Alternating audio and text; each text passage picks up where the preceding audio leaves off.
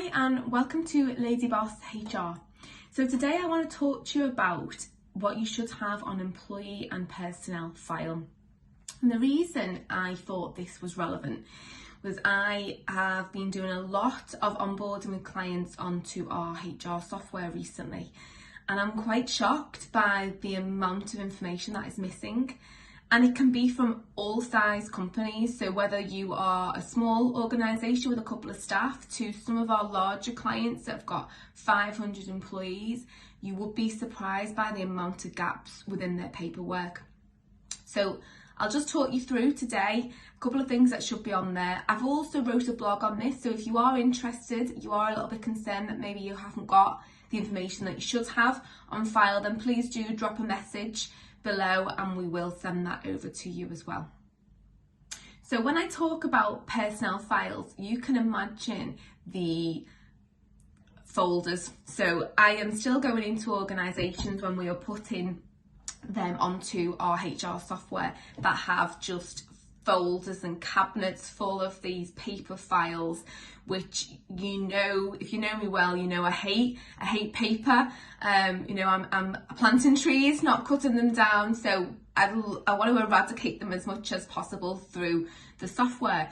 So when we are going through these files, the amount of human error is shocking, because obviously it would take somebody to physically look at them to ensure that things are on the personnel file. And look, we're running businesses, we're busy, sometimes we have maybe one person that is responsible in-house.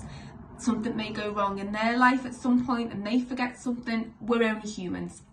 So my advice would always be, whether it's my software or somebody else's, is to use a piece of HR software, because then at least you can run reports and make sure that you have everything on there at all times. Because ultimately, if you're listening to me now and you're an employer, the buck stops with you. So if you're going to get a fine for not having a contract issued, or a fine for not having a right to work information, it's you that's going to get the fine, not the employee that you've tasked with the responsibility to do this. So make sure that you do have a way to audit your folders, and the best way is to have them electronic.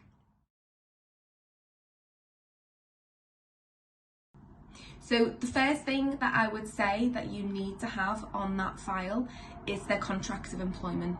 They should have their contracts of employment issued to them on day one. It's really important that that contract is issued and that they sign that contract, because if you do get yourself into trouble later along the line, you don't want to be arguing over whether they're implied or express terms. Let's just start as we mean to go on. Day one, contract issued and signed by both parties. The next thing that should be on there is the right to work in the UK, and the amount of people that get this wrong. And I've heard it so many times, and you may say the same, and that's absolutely fine, because a lot of people are under the impression that, well, if they were born in the UK, why do I need the evidence that they have the right to work in the UK? Well, you do.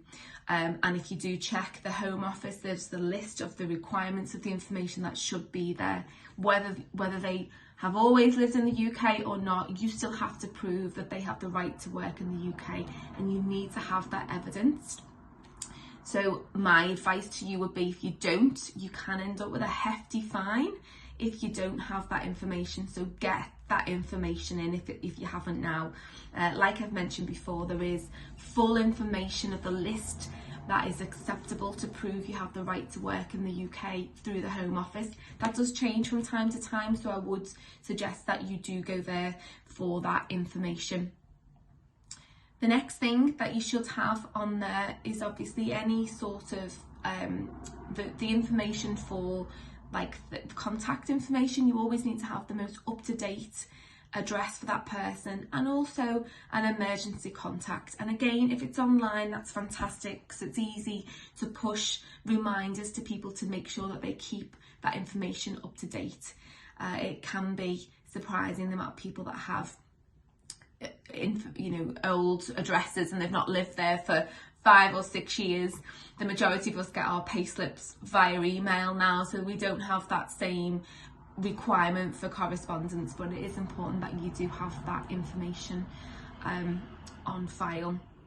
There's also things that are required. You might need a DBS, depending on what sort of industry sector that you work in. There'll be potentially other things around sort of health and safety that you may need. Again, that will be dependent on the industry sector that you work in. What I'm talking about now is very general, that everybody will need and is a requirement for you to have by law. I would also advise that you do have a job description on there. It is important that people do know obviously their job title and their job description, what is required from them, and that will help you over time as well if you do have any performance issues, because you've made it very clear from day one what is required. And throughout their employment, there will be other things as well that you will need.